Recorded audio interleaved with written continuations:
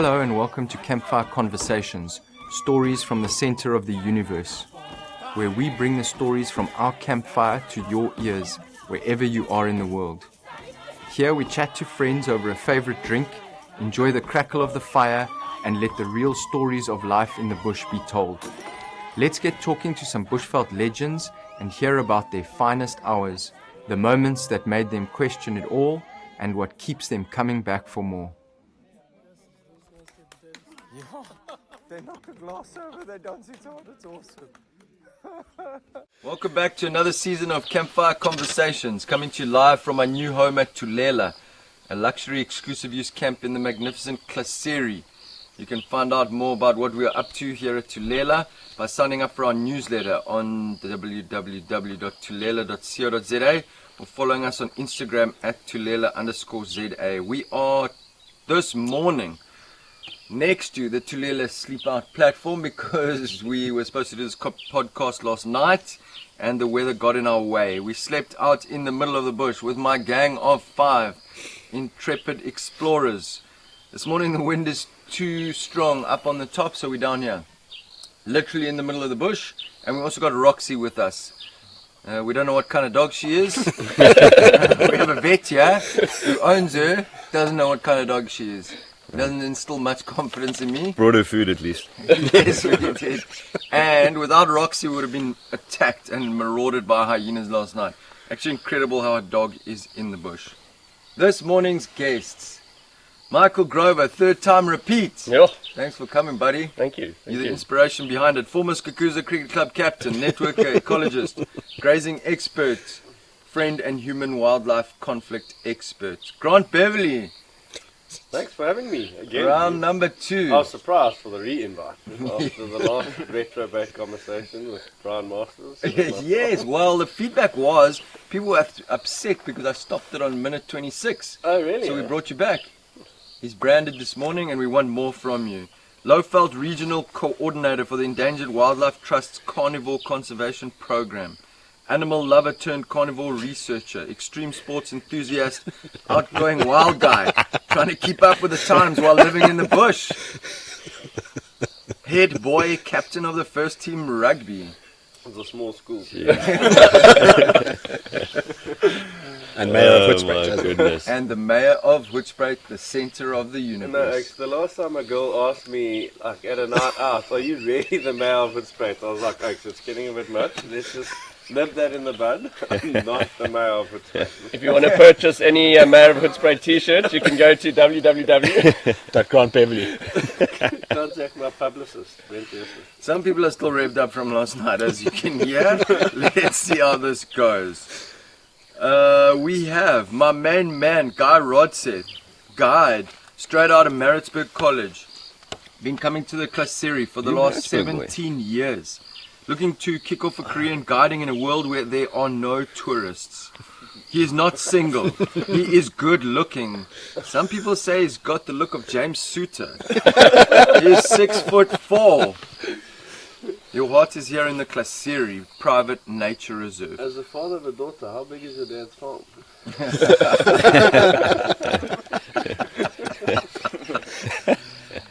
And my most special 2 guests, we have Dr. Ben Muller, wildlife vet extraordinaire.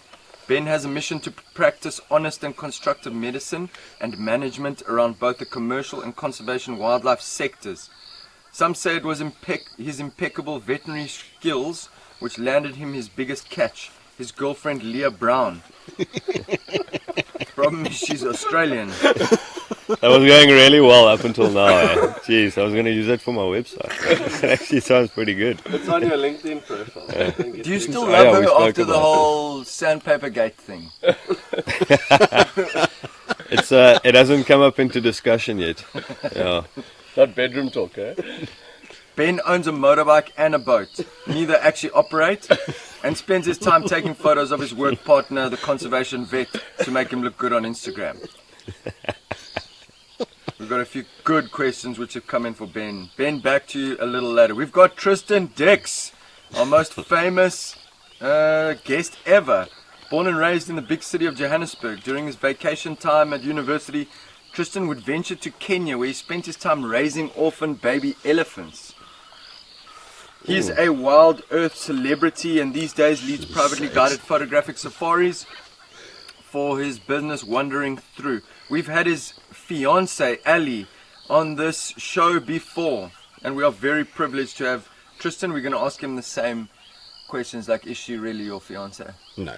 It's my girlfriend, but long term. Ooh, so far. Last time we were a bit confused whether you were even her girlfriend. Oh, goodness. 10 years experience in the Sabi Sand. Tristan brings with him a wealth of local knowledge as well as a strong familiarity with our favorite animal characters. Gentlemen, it's awesome to have you here. Thank you very much. Here we go. I'm going to go straight while I've got Grant Beverley. Can you do any other animal sound apart from a wild dog? Oh, I mean, this generally only comes out late in the evening, but I can give it a go. We're all still going from last night, so just so that everybody knows, we got a bit wet in the night. We've been waiting for the wind to calm down, and here we are. The sun's rising, and Beverly and I are still on 9 out of 10. I'm going to have to go with the chimpanzee. Wow. You might want to turn that volume of the mic down a little bit for this one, huh? Yes, I may. Okay. The volume control. Chimpanzee. Yeah. I mean, one time I went to Uganda and I just remember seeing a chimp. Okay. Did you actually see a chimp? No, No, I was about to say. No. I wanted to. Okay.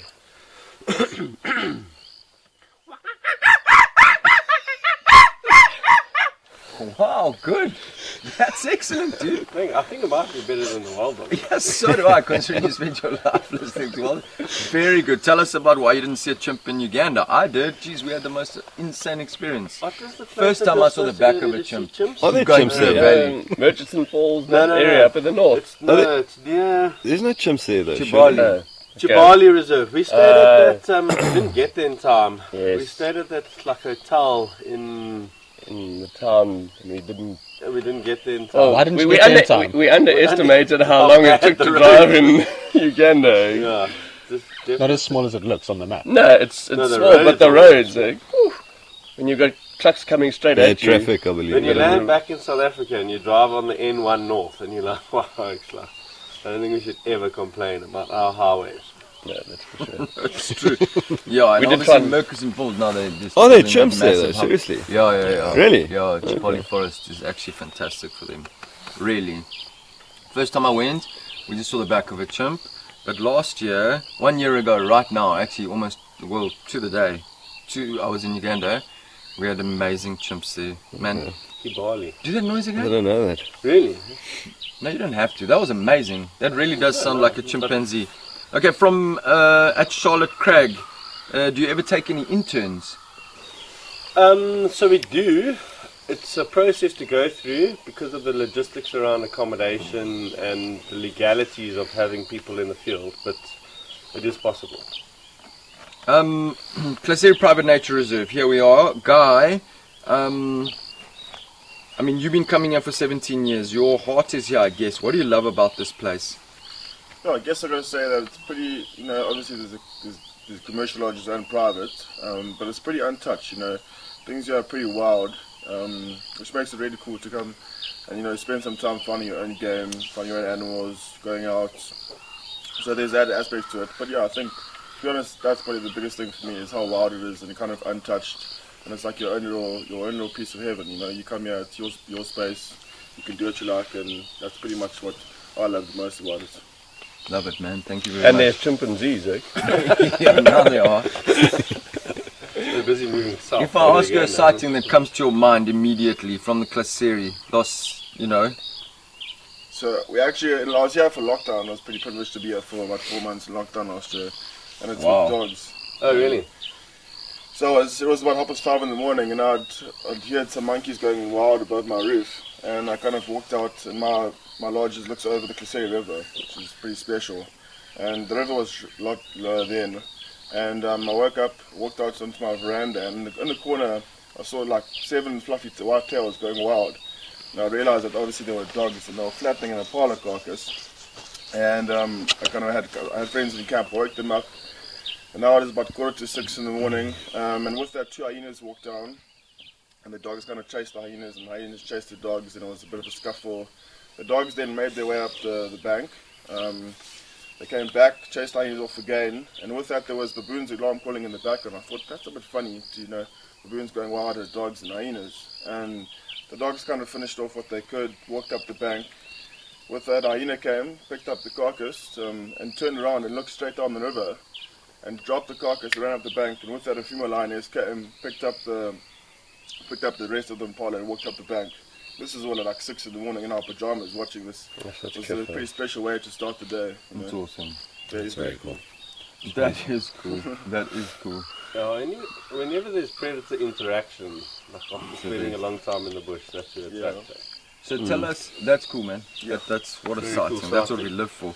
Tell, Grant, what do you know about the Klaserie wild dogs, the packs, the numbers, the success, anything? So probably the most interesting is that for a long time my research focused in Kruger National Park. Well, actually when it started out in 2010 it was looking at the dispersal from Kruger outside, but then focused on what was happening inside. And I wouldn't say they're famous, but there was definitely a Facebook following of the Orpin mega pack of wild dogs. They got up to over 40 individual adults at one stage, and it was, I mean, 40 wild dogs in an area is going to get a little bit of attention through social media and whatever. And they actually then formed from dispersal and sort of split offs from that pack what is currently the resident pack in Klaserie, which has also gotten to over 30 dogs. I believe so. Yeah, so when was it? 2016. They had, when I started looking more into the sort of the demographics of wild dogs in the APNR, there were 16 pups born to that pack on close to Africa on foot, just on the other side, on the northern side of the tar road. They had 16 pups, and all 16 of those pups survived. So that pack forms the core of Klaserie. And there's also a video that went fairly viral from, I think Colin Rolls took it. I know he sent it to me, the warden of Klaserie, of them swimming across a fairly flooded Klaserie river. And there's just dog after dog after dog swimming across. And there were 33 dogs at the time when they were swimming across that river. And so that's the core pack.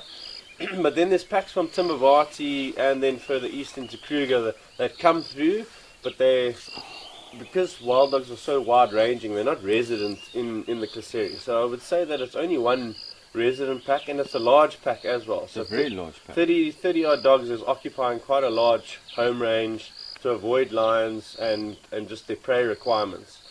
But yeah, that's pretty much the only resident pack in Klaserie. Do you think they're so successful because there are less lions, or Less lions, hey? I mean, I don't know how much time Hawley spent in the bush during lockdown, but there's considerably less lions in Klaserie than in Timbervati and Balule, for example. so it allows for the other predators to increase? Yeah, and I mean, essentially wild dogs are subordinate to other apex predators, particularly lion and even hyena, you know. So if there's a high density of hyena in that area, wild dogs are going to avoid it. Interesting. And that's obviously a determinant for pack size as well. So it is just because of pup survival. So, and it's actually probably one of the most common questions asked is what inhibits wild dogs' Pack sizes. pack size, and it's really it boils down to lions. Really, eh? Yeah, so it's the largest threat, including anthropogenic. So even snaring, disease, human-wildlife conflict, lions is still the largest cause of mortality. It's acceptable because it's natural, you know, that's what's supposed to happen. But pup survival rate is less than 60% of the pups survive the first year, and it's really attributed to conflict with lions. Gee, So the persecution that you're seeing, like when the dogs are going outside of the protected area and stuff, what is the sort of ratio of, is it close to what would be natural if there were lions in that area, or is it a little bit higher? No, so it's higher if you isolate that pack. Okay. So per pack, it's higher because that's a pack that's on the fringes of the sort of core protected area. And so if a pack of 8 dogs goes out and they're persecuted, in all likelihood 80 to 100% of those dogs are going to get killed, Okay. of that pack. Okay. Whereas with lions, it'll be a couple of pups per time that are wiped out or killed by lions, but the pack is still able to persist. Whereas a private branch is going to shoot as many adults as they can, and you know, in terms of the structure of a wild dog pack, if the alpha female is killed, then the pack splinters and splits up after that, and that's been one of the biggest issues, particularly during denning season. You know, so when they den on a property, it's the alpha female that stays at the den for 3 months. She's a sitting target. Yeah, and then the likelihood of her being killed is quite high. From my main man Byron Lotter, Inyati, the captain of the Jocks, he sent in a question. He says, has a pack that you moved to the north done well? Have any other packs naturally moved up north? And I'm assuming that's up north in the Kruger. Yeah, Shingwetsi, we introduced a pack into Shingwetsi in 2017. They did well, but we were surprised by their movement. They went east, didn't they? Yeah, Into they went Mozambique. east into Mozambique. So they denned in Mozambique, and we didn't expect it because So it's quite a process in terms of assessing if an area is sufficient for the introduction of wild dogs. And there was a long debate with regards to the introduction of wild dogs into northern Kruger, because Kruger is an established population of wild dogs, but there's been this north-south gradient in terms of a higher density of wild dogs in the north and then in the south, and then a lower density in the north. And there was a number of factors that we looked into in terms of reintroduction into the north or recolonization. So there was it was supposed to be an assisted recolonization. So there was very little movement of wild dogs from surrounding conservation areas, in fact almost none, from Zimbabwe, Mozambique into the northern parts of Kruger, which really was driven by an increased lion density. And then the wild dogs that we introduced into Shingwetsi shifted east into the Limpopo National Park because of that lion density around Shingwetsi, which was slightly unsuspected. And they didn't do as well as we had hoped because of the higher poaching threat. Snaring. Yeah, snaring threat in Mozambique. In terms of the long-term success, it was successful, and we based that long-term success on the fact that they bred. So you introduce a pack which has got unrelated males and females. You have to artificially bond them to form the pack, the boma. So the short-term success is that males and females bond and they mate and breed. And then the long-term success is those pups then at least survive up to a year old, which they did, but we lost track of them after about a year because their collars stopped working. So It's a whole another topic on itself. Yeah, I was about to say.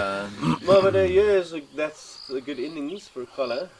Just as good as like Quinton the Cock scoring 10 runs. So there was a good innings for a collar, and it was long enough to know that they had established a home range which overlapped Kruger and Limpopo National Park. So it was successful, but not as successful as we had wanted.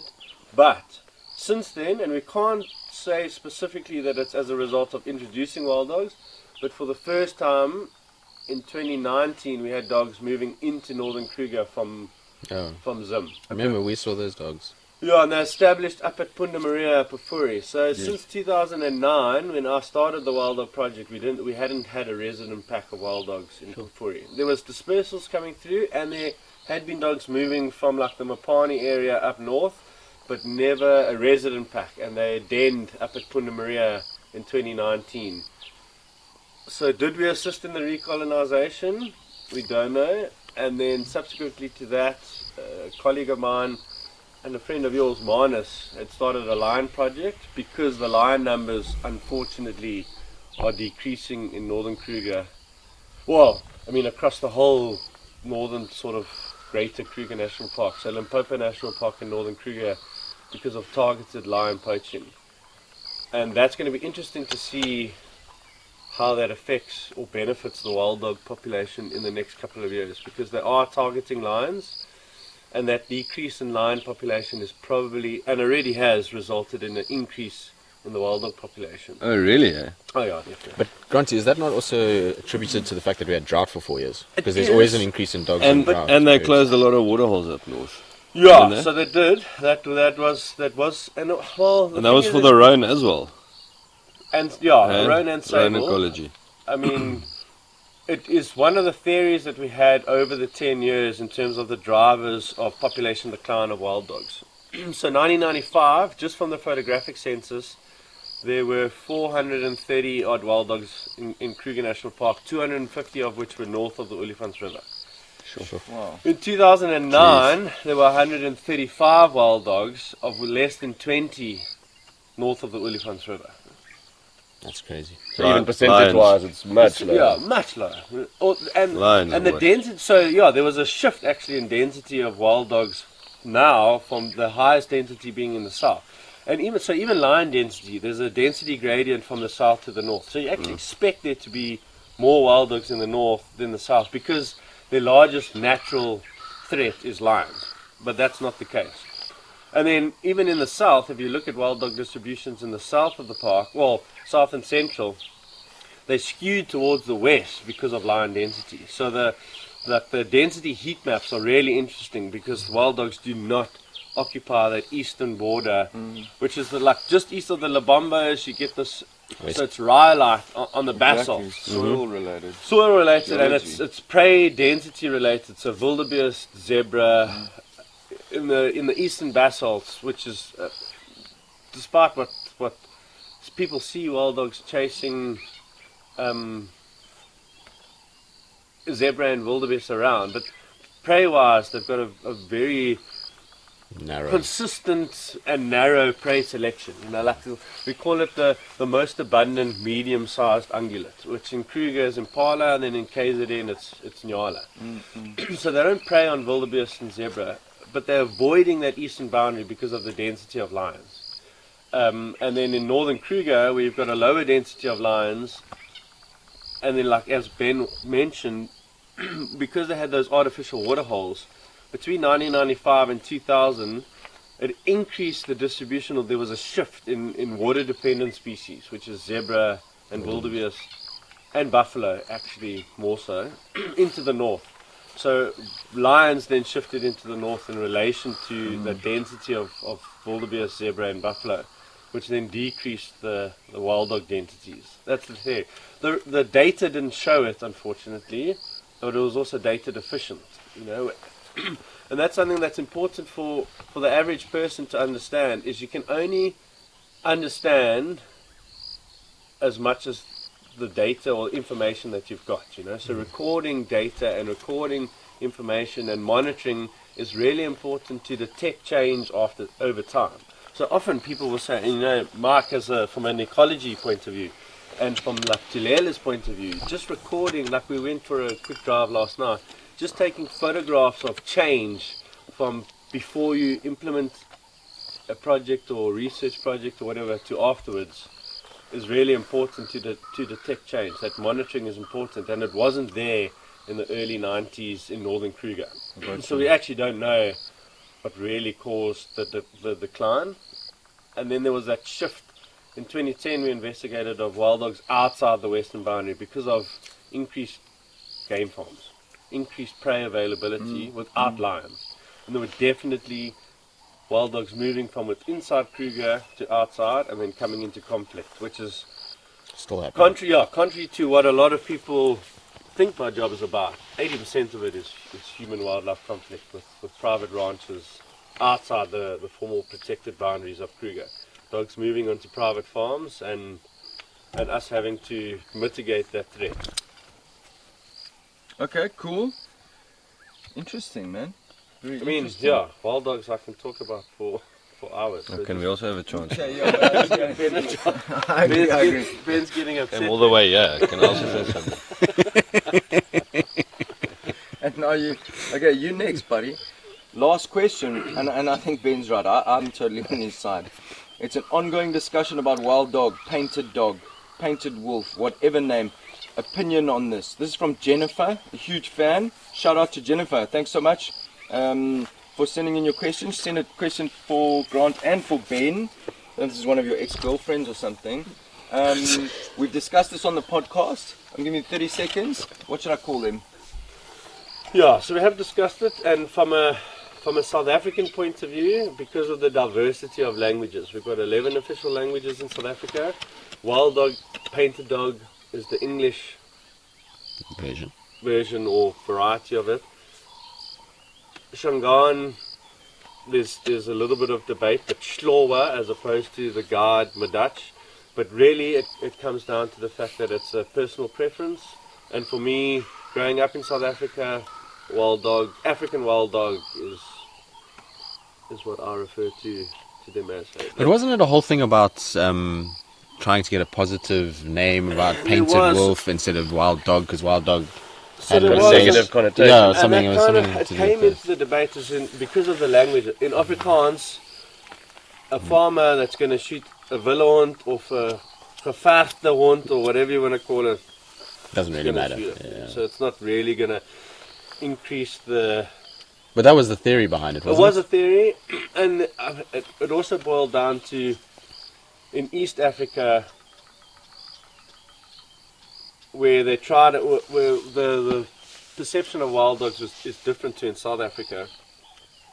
International tourists just preferred the name, painted dog. But in terms of the question, my personal preference, because I grew up in South Africa, is African wild dog. Cool. It's hard, you know. Refer back to episode 3. Right, let's talk wild dogs. I'm tired of wild dogs. Let's talk leopards. We have the leopard whisperer here with us No, man. early this morning. Don't start He's with not that talking about nonsense. you. How do you think he's talking about you? Come on, Dicks. It's No, not arrogant, eh? No, it's not at You all. didn't even bro. say your name. I know where this is going. Finalist My in the worst. Wildlife Photographer of the Year, Natural History Museum. Photographic Guide Extraordinaire. I've been trying to get you on here for Oh, wow. Since episode 1, I think. pre-COVID, buddy. Yeah, Seems been a like while. a decade. I know. Does I feel very privileged to have you here. Let's talk leopards, buddy. Let's talk anything. My question is, and it came through from somebody else as well. Sorry, I just want to check quickly. From Wildlife Sam, where did your love for leopards come from? And I think I have the same question, not, as Wildlife Sam, and like, did it just happen for you? You are the leopard whisperer. It says that on the internet. Must be Must true. be true. Has to be true if it's on the internet. So He's just upset that it was his wife that wrote his bio. I know, but it's quite an impressive bio. It is. Thank you. So no, the love for leopards started as a kid.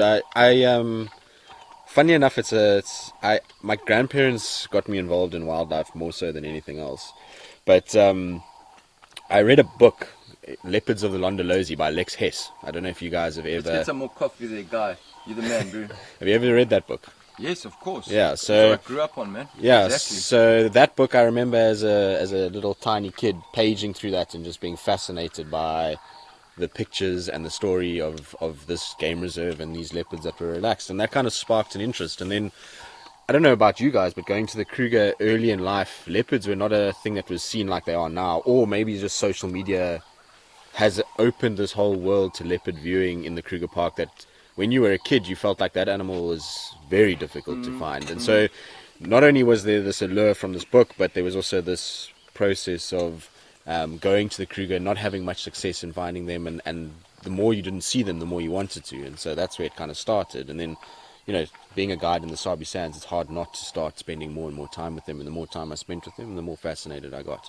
That's basically it. No, I love it. And honestly, these days, if there is a question, like last night I talked to you about the lions and what's your opinion on this and the interaction. You literally, because, I don't know, maybe because of WildEarth and the amount of time you spend with these animals, you probably become a guy who knows more about those leopards in that specific sector than a lot of people. It's incredible. Yeah, I think, obviously the WildEarth has given an opportunity that you don't have as a guide. Like, when you've got guests, the bush is a big place, there's a lot to explore. It's not just about one specific animal, there's so much to see. But WildEarth gives you an opportunity to spend an abnormal amount of time with the species. We spend sometimes up to 7 hours with a leopard a day, which Amazing. most people don't ever spend. So, from a behavior point of view, from an understanding of the animal, yeah, 100%. We got to see a lot more and learn a lot more about these animals. And we learnt a lot, particularly when we were doing night stuff.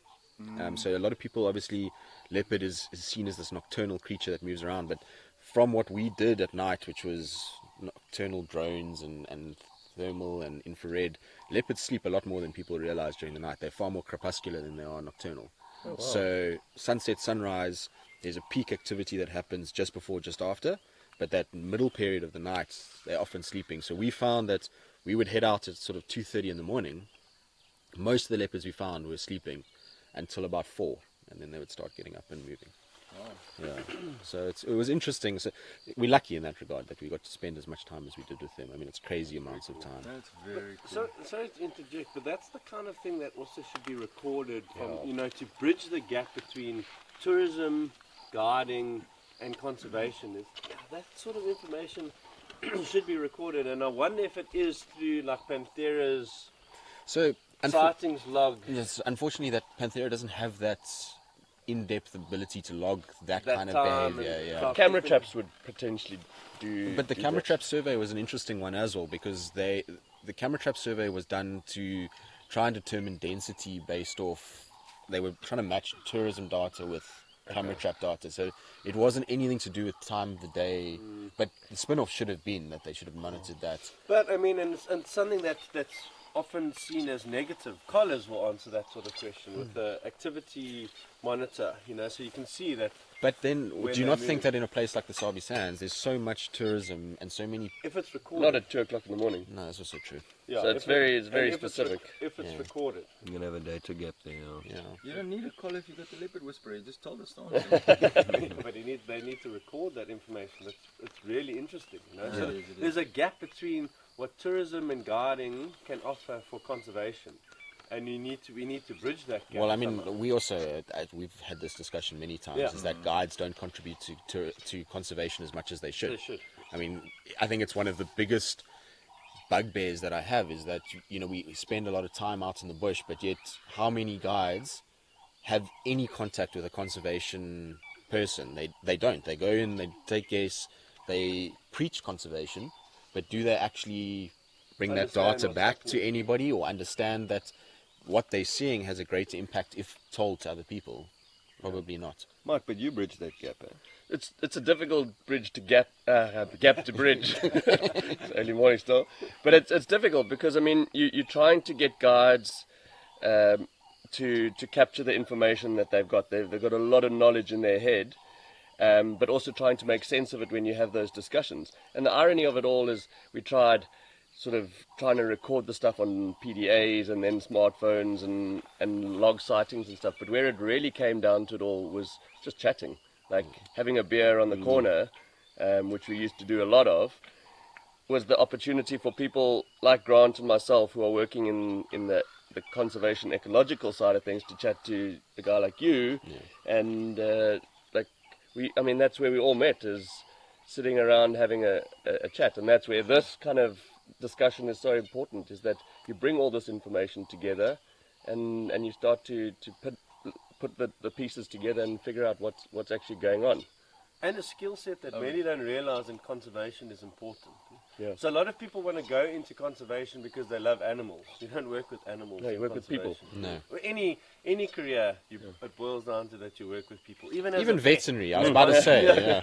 That wants to specifically help animals. You don't work with animals. You work with animals, but it's a big problem in the field there. It is. People's skills are an important aspect and something that's not taught. It's not a skill that you can learn at school or varsity or whatever.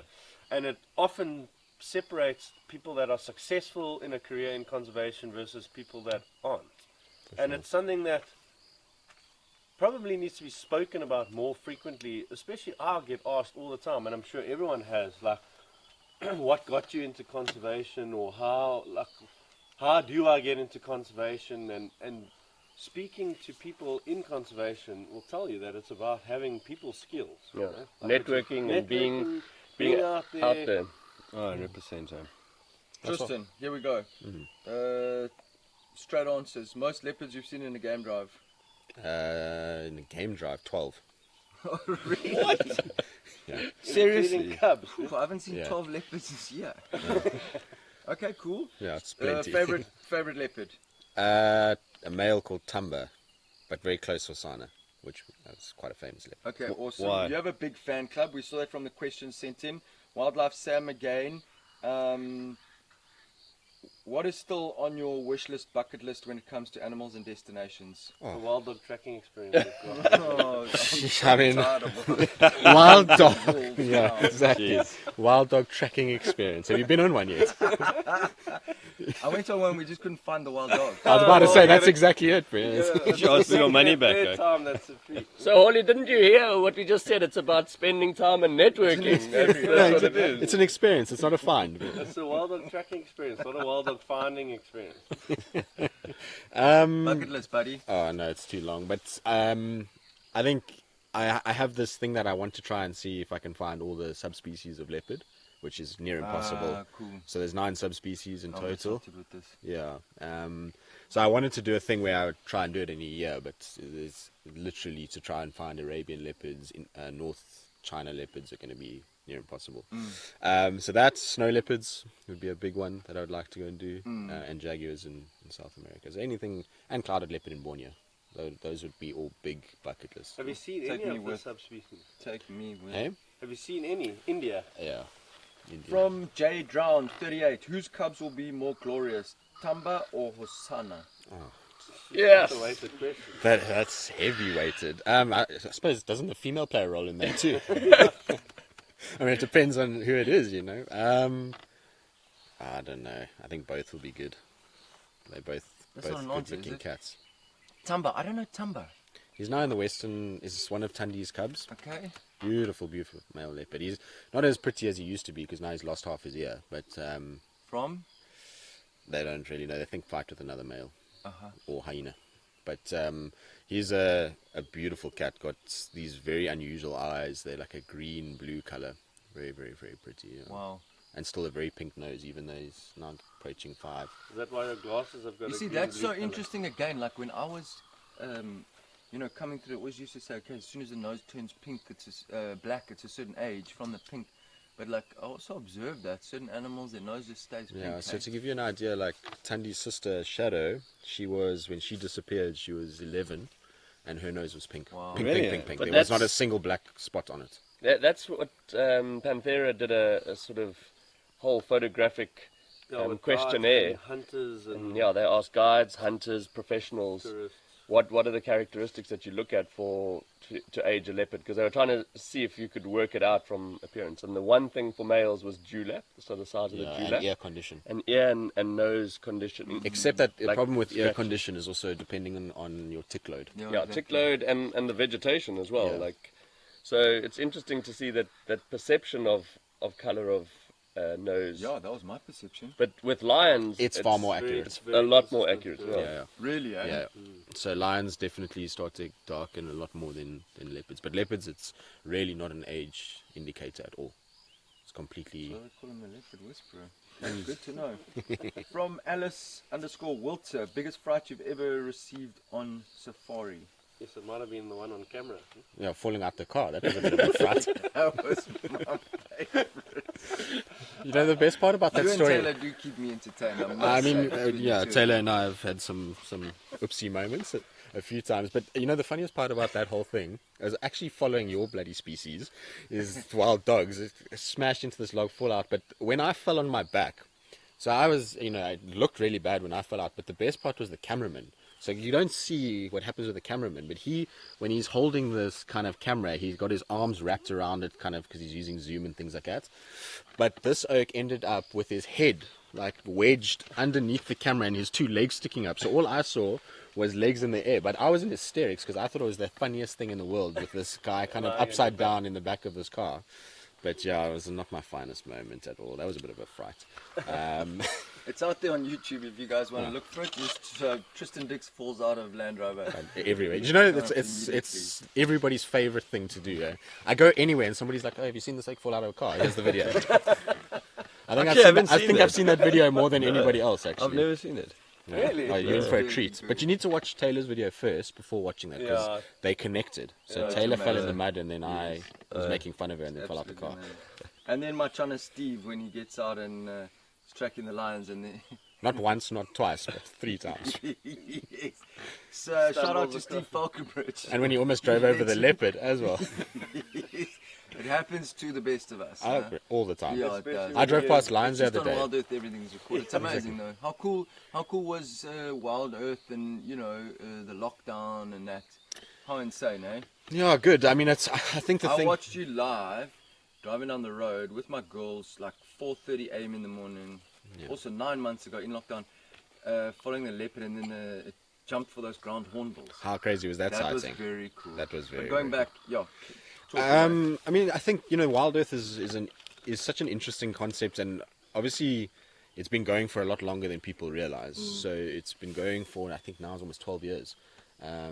But what's been really nice because of lockdown is that it's grown a huge South African audience. So there's a lot of South Africans that have really now started to cotton on to the fact that there's this, this wildlife channel and being on DSTV and whatever. And it's opened up a world for people who couldn't get out and are stuck in an apartment or a house, but can feel like they're somewhat connected to the bush. And whether you watch it because you have a favorite guide or you have a favorite animal is irrelevant. I think it's a nice escape for people just to hear the sounds of the bush and to feel like they're not just stuck in a kind of apartment somewhere. So it's an amazing tool, I think, to connect people to nature that possibly would never be able to as well. That's the other side of it.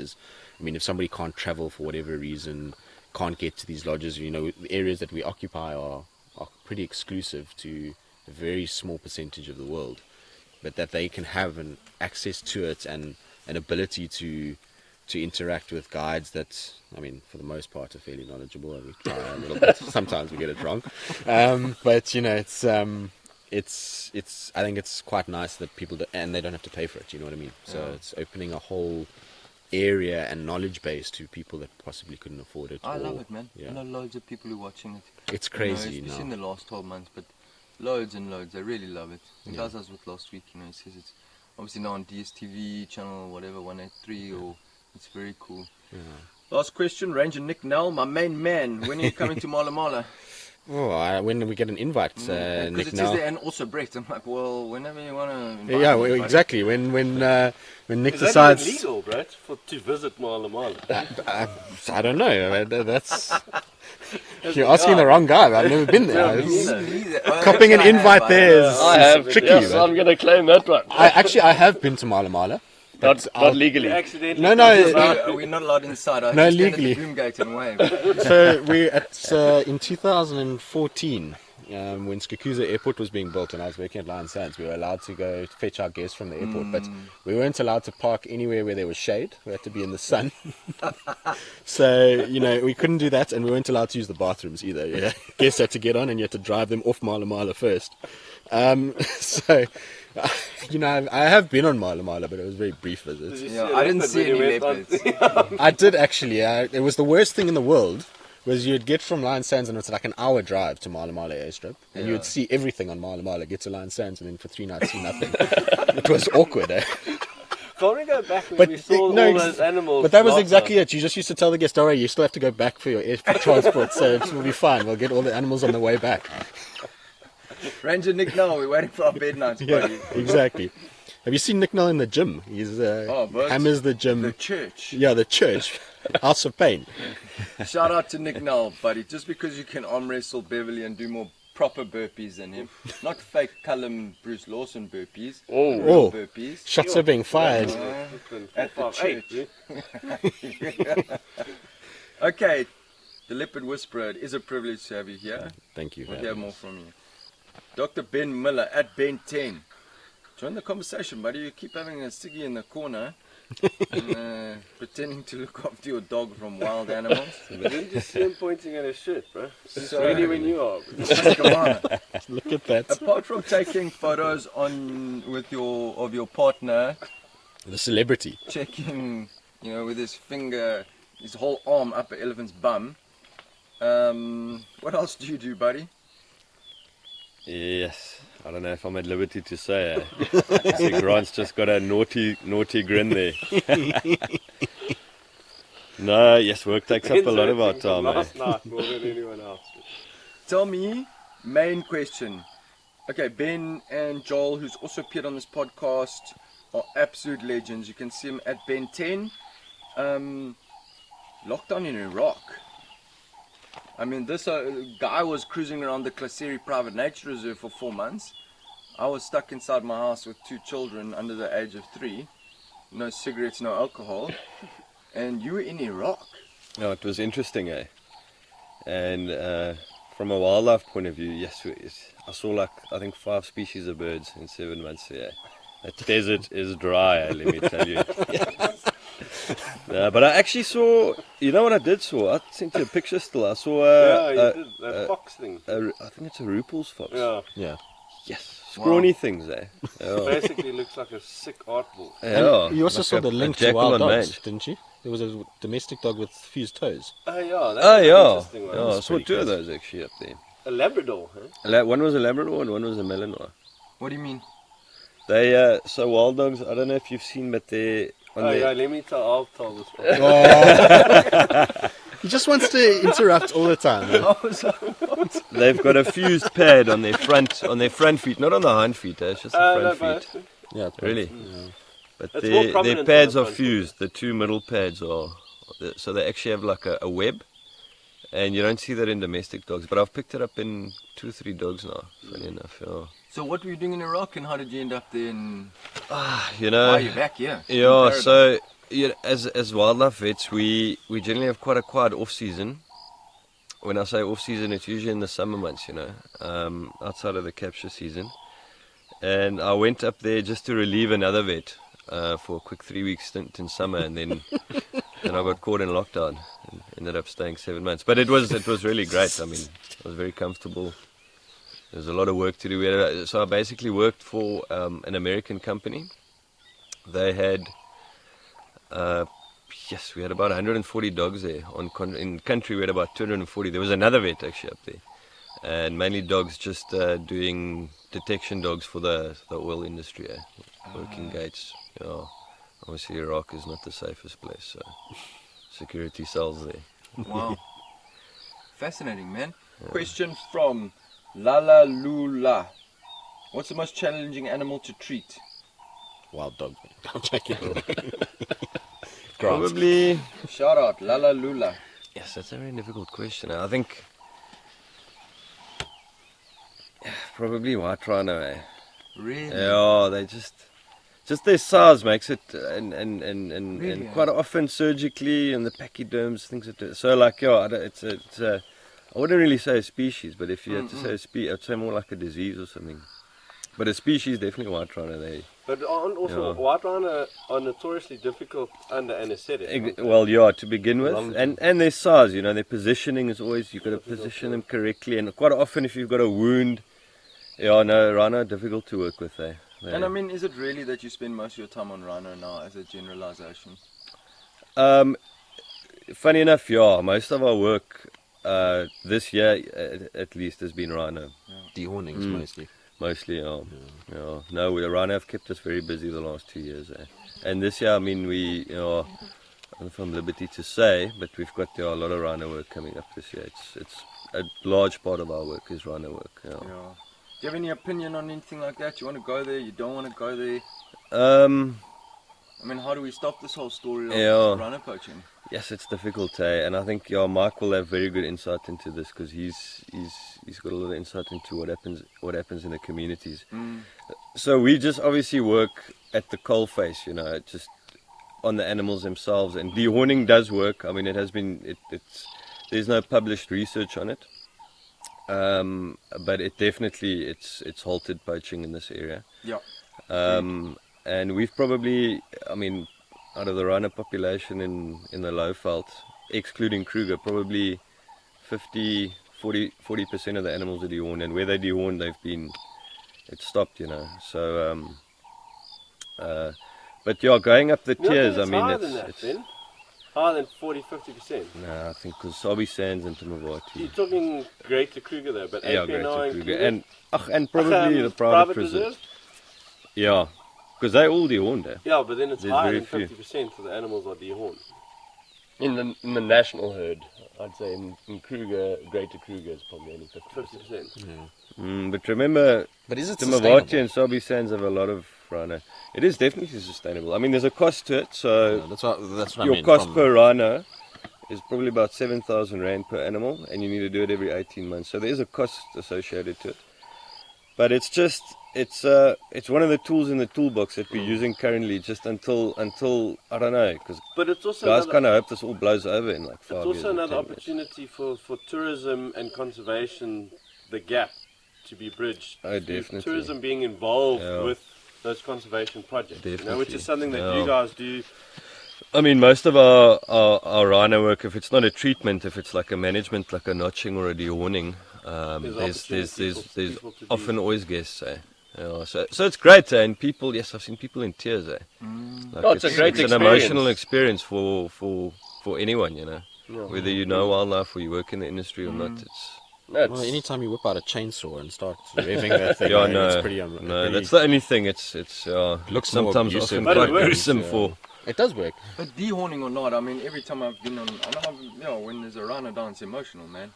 Like really, No, it no matter is, whether eh? you're dehorning it or not, Yeah. it's super emotional. But also, But I like, think any animal, like Yeah, anytime you go and oftentimes. do these anything where you get close to these animals, you Yeah. start to have a better appreciation for the animal. You start to understand that there's a lot going on. I mean, like even collaring a dog or a snare wound or whatever, you realize how much is taking place, and also it gives you an idea of what the animal actually is in size. In you see things that you don't notice, like the fused toes on a wild dog, tick loads. I was shocked once when I saw a buffalo down, how many parasites those things carry on them. It's unbelievable. Their skin just crawls with stuff. So I think anytime you can get close to wildlife is always you're going to have far more of appreciation for that animal than just seeing it from a distance. and that makes a difference to an understanding of the bigger conservation picture. Yeah. If the guest has that opportunity or goes to a place that embraces that rather than hides it.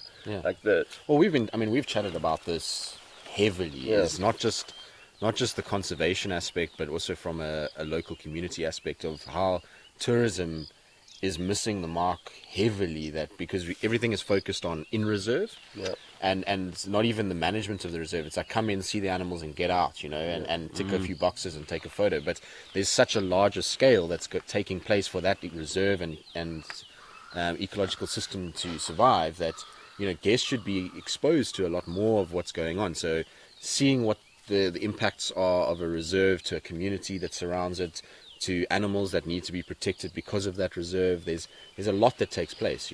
but even from a veterinary point of view, in terms of like asking Ben the question, for people to understand when a rhino's down, just under general anaesthetic, it's an intense process to go through. When you're collaring a wild dog, anything where you're putting an animal or species or whatever under anaesthetic it's a process to go through, and something that's hectic as a vet. So it's something that's important for people to understand how much goes into conservation each step of the way is But that's intense. exactly it. But that's why I'm saying that it should be a lot more prominent within a tourism sector. Yeah. Is people understanding that it's not just put a fence around a piece of land and the animals just exist. There's a lot that goes into it. There's many facets that make up a successful game reserve, and still ever evolving. We still don't understand a lot of what goes into reserves. There's still a huge amount that we're learning every day. So. And the cost of conservation. Yeah. Oh, but I mean, it's ridiculous. This was a question we were talking about last night. Is the cost of one animal beneficial to others? You know what I mean? So, like with rhinos, for example, we're talking 7,000 rand a rhino just to take off a horn, but that's not the sum total of a value of a rhino these days. I mean, keeping that thing safe is worth millions nowadays. And then the knock-on effect that you're keeping other animals safe because you're protecting. You've got patrols and you've got helicopters. So And you've got, is protecting one animal more viable What's than the call there, protecting? Mike? I mean, that was the question we did discuss last night. yeah, it's a difficult one because you kind of ask the question: do you focus on a species that, and you can call it a blanket species or a keystone species that, if you look after that, it's going to protect the whole area and look after it in terms of maintaining it, and because a lot of those keystone species are the ones that people want to see. They come to South Africa or Africa to go and see the big five, and they want to see wild dogs because they're endangered. So people put a lot of focus on that. But a lot of the work that we're doing is ecological maintenance and making sure that we ensure that these whole ecological systems are intact. Because it doesn't help having a really beautiful Kloseri game reserve when the water running from the mountain of Blader there comes out and is dirty and isn't looked after before it gets into the Kloseri game reserve. Like, then your main source of water for 6 months of the year is going to be tainted. So it's that whole discussion that we were having yesterday about where do you put your efforts, and I guess the real answer is you've got to put your efforts in both, but you've got to try and marry them as well, that you don't spend too much time focusing on one thing and forget about the others. And you've got to educate people around the bigger picture, and that's the hardest part, is the education part of what's going on outside of a reserve. You want to give guests the most incredible experience. You've only got a short amount of time, or you don't have the full picture. You don't know what's going on because you're in your own little area, and conservation is such a big thing that you got to take time to, I don't know, listen to podcasts, read some interesting stories, make your own mind up about what you think is the right options. Personally, I mean, I'm a huge fan in the last few years of this whole, we need to conserve areas and not species. Yeah. Because by conserving areas, we're conserving that biodiversity. And, you know, with hunting and this and that and everything, it's become more and more important to me to conserve areas rather than species. That's my own personal thing. I mean, you brought it up last night. It's like a big. But I big mean, touch what about the fact that reducing carbon is conservation? 100%. So like there's a big factor to it all, that protecting a species is a 20, 30, 40 year sort of focus. But do we want to look longer term? Like, if we keep these natural areas, it's going to help us in terms of sequestering carbon, keeping soil organic carbon. There's a whole nother side to it, and that's purely because we're letting grass grow and trees grow unhindered. So, like, it's a pretty out there statement to make, but You're an out there guy, I guess. species, I know, yeah. species extinction is a natural process. That's true. Yeah, that is true. Species go extinct naturally, all the time. In fact, we're in our 6th mass extinction. Okay, the issue is the rate of species extinction. It's accelerating. Yeah, we're accelerating it. So I don't think you can. even with wild dogs, I cannot say as a conservationist that the work that I'm doing on wild dogs is going to keep them on the planet for eternity, because something might change in terms of what's affecting the planet globally because of human population growth, loss of habitat are still the biggest drivers of population decline. In anything. including ourselves. Habitat loss and human population growth, including ourselves, is the biggest drivers of species or habitat destruction, which then results in species. And we need to take a backward step and realize that there's a bigger picture here than species conservation. I mean, Mike, are you hopeful that we're going to have, these reserves, if you think about it, I mean, you made a very valid point last night, is, okay, so you protect the reserve, but then the water coming in is all toxic and the animals will die anyway. So, are you hopeful that we'll get to a point where we can actually sustain these reserves, or do you think that we're at a point now where water is so badly polluted on the outside that it's possible that we do lose these reserves? I'm very hopeful, and the reason why I can be sort of seeing it with the glass half full is because nature bounces back so quickly. So the restoration work that we've been seeing outside in an area that's slightly degraded, or quite heavily degraded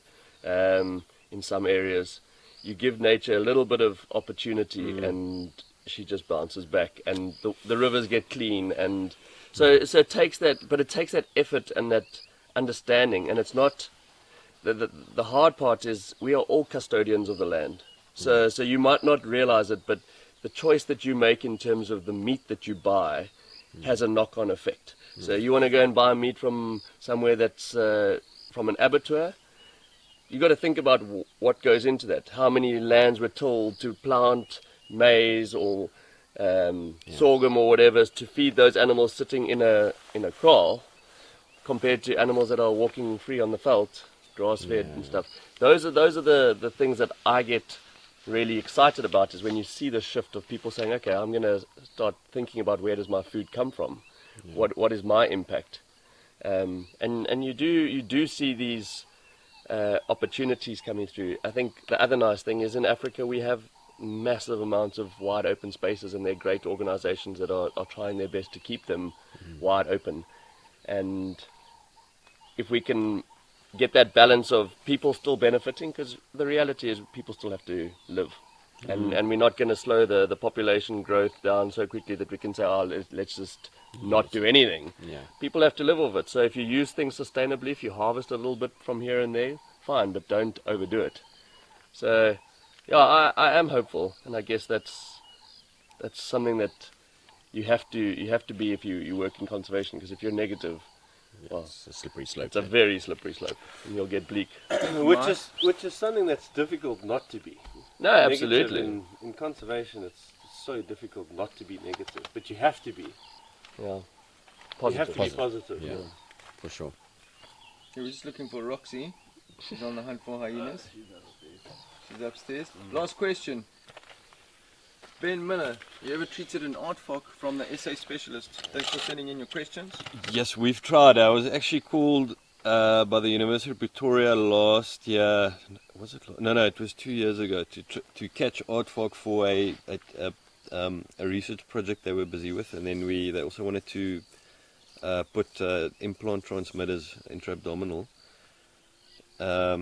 We tried for I was there for like a week, till like 3 in the morning sometimes, and we saw them a few times, but no, I've never had the yes, you should have just taken Guy with you. Yes, we tried. I know.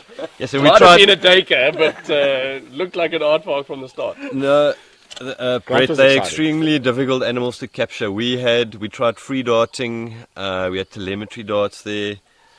We try to catch them in nets, like placing a net, so closing all the holes and then placing like a net over their exit. Promise you, they'll stay in there for like a couple days, no food, no water. They just hide it out.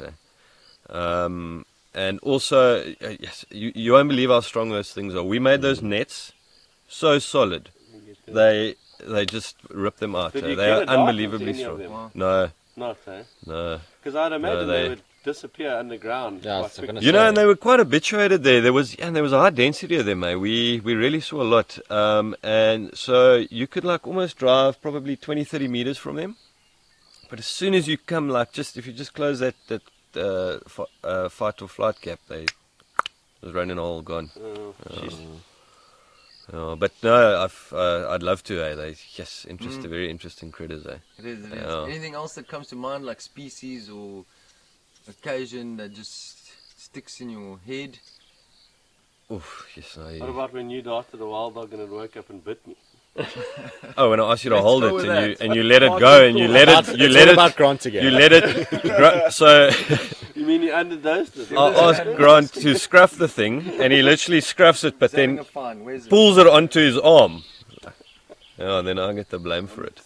Tell us more. No, it was we were darting to remove a snare, I think. Yeah, but it was a loose snare, so there was nothing to treat on the patient. And I can't remember, I think it was a bit of a subcut dart. And the sun was setting, typical, where you're pushing it till the end there. Typical wild dog dart. And we eventually. Was that your first wild dog with me? No, geez, that was recently. We've done plenty before that. I'm sorry. But anyway, the animal didn't go down. It was a female still, I think. She didn't go down too nicely, and she was quite awake, and basically had to manhandle her a bit just to get the snare off. And Grant was doing the manhandling, and he did a piss poor effort, and she bit him. And as always, the vet gets the blame, So, yes, exactly. Exactly. Okay, gentlemen, I want to thank you so much. I really, truly mean it. The rest of the stuff I wasn't that heartfelt, but this I really mean, man. Tristan, thank you very much. Ben, Mike. Thank you. Grant, It's been and emotional. Guy. Thank you so much, guys. I truly appreciate it. Thanks for having us at Tayla. Yeah. What a treat to sleep out on the deck. Lovely, yeah. It's a beautiful day in the Classeri. Don't sleep in a hammock. Birds are calling. Go down well. Fell out of the hammock Twice. last night and- Twice, man. Twice. The first attempt, Yeah, you slid right off. And It's your fault. Just, it wasn't my fault, man. dude, it was like sleeping on one of those flipping trapdoors. No, but you side mounted the hammock and fell right off. No, I did not. We didn't find the hole, and I fell off the top of it. I love it. My You can hips find bruised. today's guests online via their social media handles linked in this podcast description. Go ahead and give them a follow. The Leopard Whisperer at Ben 10, Activate Africa and KMP Wild Dogs. We welcome your questions and comments and encourage you to let us know what you think. Who do you want to meet around our campfire, and what burning questions do you have for these bush legends? Find us on social media via the links in the description, and tune in to watch our podcast recordings from around the campfire on our YouTube playlist. Have a beautiful day. And you, Boys, Brett. thanks. Thank you. Thank you very much. Driving home with Grant. It's all of us, man. We're in trouble, all of us. Thank you for joining us. You can find today's guests online via their social media handles linked in this podcast description. Go ahead and give them a follow, share some love, and show some support for what they are doing. We welcome your questions and comments and encourage you to let us know what you're thinking. Who do you want to meet around our campfire, and what burning questions do you have for these bush legends? Find us on social media via the links in the description, and tune in to watch our podcast recordings from around the campfire on our YouTube playlist.